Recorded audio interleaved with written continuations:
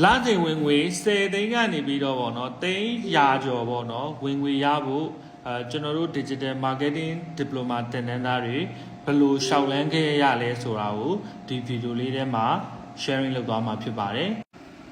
ဒီလိုဝင်ငွေရှာနိုင်ဖို့ဆိုရင်အဓိကအားဖြင့် step နှစ်ခုရှိမယ်ဗောနော်အဆင့်1ကတော့ကျွန်တော်တို့ဒီ digital marketing လေ့လာပြီးရင်ဗောနော်ဘယ်လိုနည်းနဲ့ဝင်ငွေရှာမလဲဆိုတာကိုသတ်မှတ်မှာဗောနော်အဲ့လိုသတ်မှတ်တဲ့အခါမှာကျွန်တော်အရင်းနှီးရှိတဲ့သူရှိတယ်အရင်းနှီးမရှိတဲ့သူရှိတယ်အရင်းနှီးမရှိတဲ့သူကတော့သူများရဲ့ထုတ်ကုန်တဲ့ဝန်ဆောင်မှုတွေကိုပေါ့နော်ဒီ digital marketing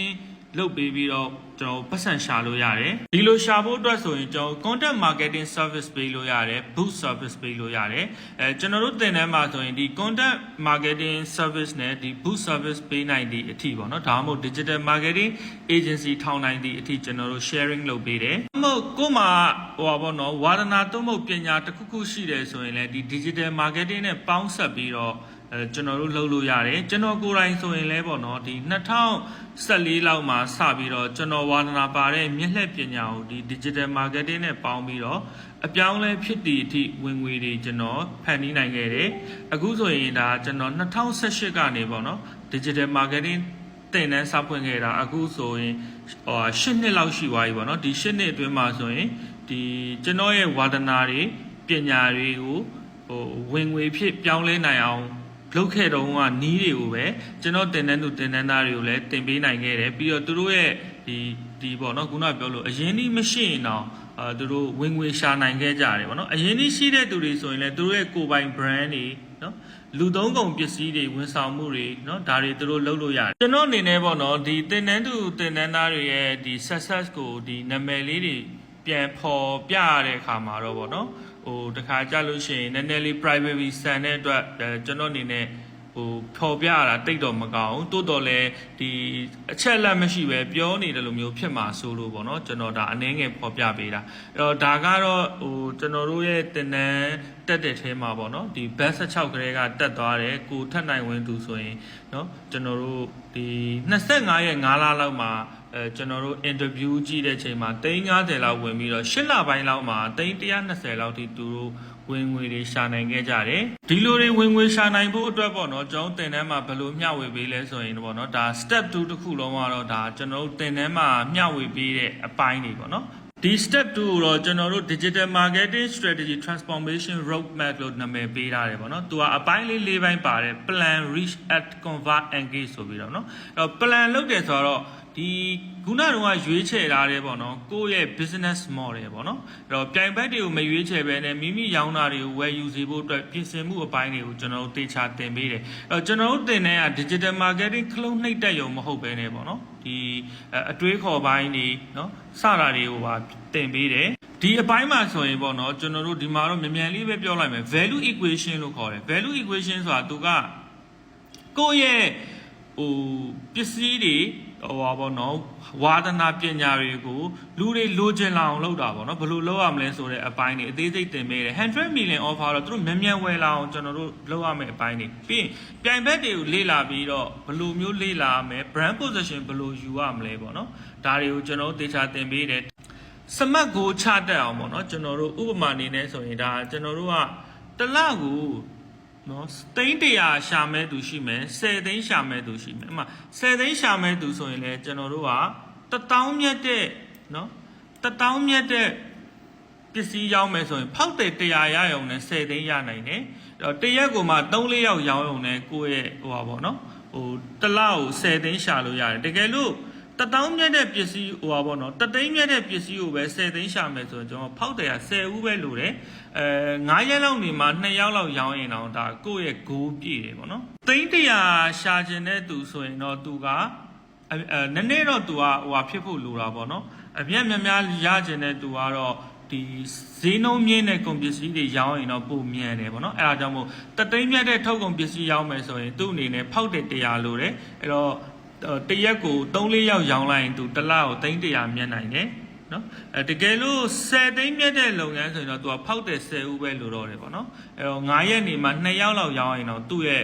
goal ပြည့်တယ်ကို goal တွေရှိပြီဆိုရင်ဒါကိုယ့်ရဲ့ပေါ့နော်ဝယ်နိုင်သူတွေကိုတွေ့ဖို့အတွက် digital storefront เนาะပြောရင်တော့ online မှာကျွန်တော်တို့စာမျက်နှာတွေဖွင့်မယ်ဈေးကွက်တွေဖွင့်မယ်ပေါ့နော်အဲ့အတွက်ကျွန်တော်တို့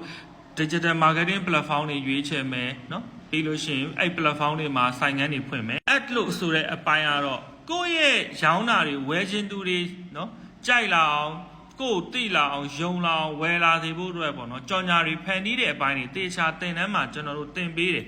အဲ့ခါမှာ content strategy ပေါ့နော် content strategy ဆိုတာ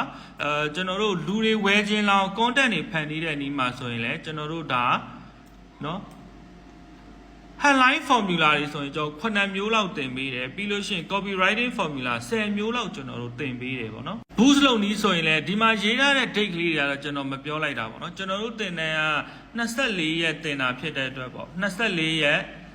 ဟိုပါပေါ့3လပေါ့နော်နိုင်60တင်တာဖြစ်တဲ့အတွက်ဒါတင်မဲ့ date ကလေးတွေပေါ့နော်အဲ့ date ကလေးတွေမှာတင်သွားတာကိုပြောတာအဲ့တော့ကျွန်တော်တို့က TikTok Google Facebook ad တွေ run တက်အောင်တင်တယ်အဓိကတော့ Facebook ad ကိုကျွန်တော်တို့တတိချာလေးဖိဖိစီစီတင်တယ်ပေါ့နော်ဒီမှာကျွန်တော်တို့ waterfall campaign လို့ခေါ်တဲ့ကြော်ညာတွေ run ပြီးလို့ရှိရင်ပေါ့နော်ရလက်ပေါ်မူတည်ပြီးတော့ဘယ်လိုမျိုးเนาะဟို targeting တွေကိုပြင်ဆင်ရမလဲဘယ်လိုမျိုး budget တွေကိုတိုးရမလဲပြီးတော့ 3x3 formula ဆိုတော့ကြော်ညာစိတ်တက်တာအောင်ဒီနည်းကအကောင်းဆုံးပဲပေါ့နော်ကျွန်တော်တို့ဥပမာအနေနဲ့ကျွန်တော်တို့ကကြော်ညာတစ်ပုတ်တည်းကို boost ဆိုမဲ့အစားပေါ့နော် target audience 3မျိုးနဲ့ကြော်ညာ3မျိုးကိုကျွန်တော် center boost လုပ်ပြီးတော့မှ winning ad ကိုတွေ့တော့မှဒီကြော်ညာကို budget တွေတိုးတာတို့ဒီကြော်ညာနဲ့တူတဲ့တခြားကြော်ညာတွေဖန်တီးနည်းတွေကျွန်တော်တေချာတင်ပေးတယ်အဓိကတော့ပေါ့နော်ကျွန်တော်တို့က buyer psychology ပါတင်ပေးတယ်ဝယ်သူတွေဘယ်ချိန်မှာဝယ်လဲเนาะဘာကြောင့်ဝယ်လဲပြီးတော့ဆုံးဖြတ်ချက်တွေဘယ်လိုချလဲပေါ့เนาะဒါတွေတင်ပေးတယ်ပြီးတော့သူတို့ရဲ့ရွေးချယ်မှုတွေကိုရွေးချယ်စဉ်လာအောင်ဘယ်လိုလုပ်ရမလဲဆိုတဲ့အပိုင်းတွေကိုပါကျွန်တော်တို့တင်တန်းမှာတင်ပေးပါတယ်အဲ့တော့ convert state မှာတော့ဒါကျွန်တော်စုံစမ်းမေးမြန်းမှုတွေပေါ့เนาะအပေါ်ကပြင်ဆင်မှုတွေ content ဖန်တီးမှုတွေကိုဖွင့်ထားတဲ့ storefront ကိုရောက်လာကြပြီဆိုရင်ဒါစုံစမ်းတဲ့သူတွေဝယ်ခြင်းလာအောင်ကျွန်တော်တို့ converting စနစ်ပေါ့အဲ့မှာ selling technique တွေ customer relationship management တွေဒါတွေအကုန်လုံးကိုကျွန်တော်တို့ခလုတ်တွေ